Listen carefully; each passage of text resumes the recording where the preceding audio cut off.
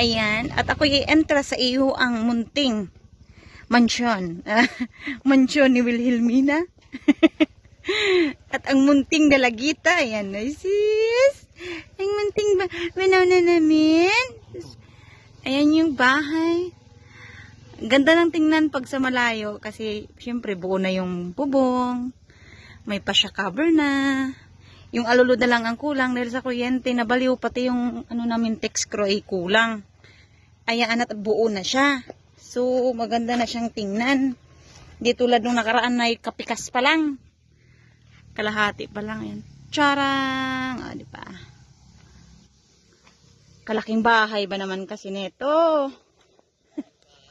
Oo, alaking bahay kasi neto eh. Halos kalaki dun sa bahay lang din namin. Ayan.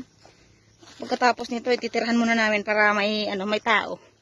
Sayang naman, kalaking bahay walang tao, di ba? Ayan.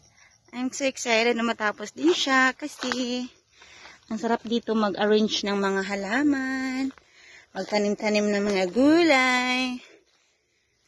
Basta walang mga batang marami. Doon kasi sa amin ang daming bata, mga kapitbahay. Ayan. Ang ayos siya as in napali. Konti na lang yung hindi na ilagay dahil nga daw sa brownout na-delay yung trabaho nila. Ayan yun. Ayan.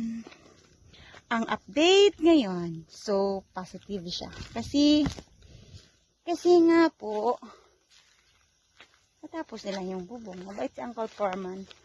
Sabi niya tatawag na lang daw namin siya pag bumalik na sila sa pagtatrabaho.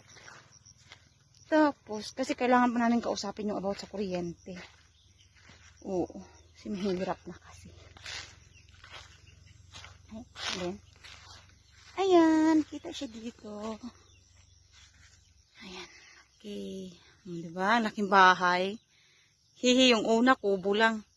Bigla naging mansion. Mansion. Mansion kung baga.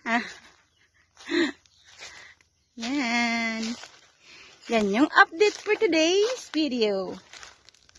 See you sa next episode. Bye. Parang nagbablog ah. Ayan. Tiring. Likot ko ata ngayon ah. Pang. Kita yung dalawa naglalakad-lakad. Okay.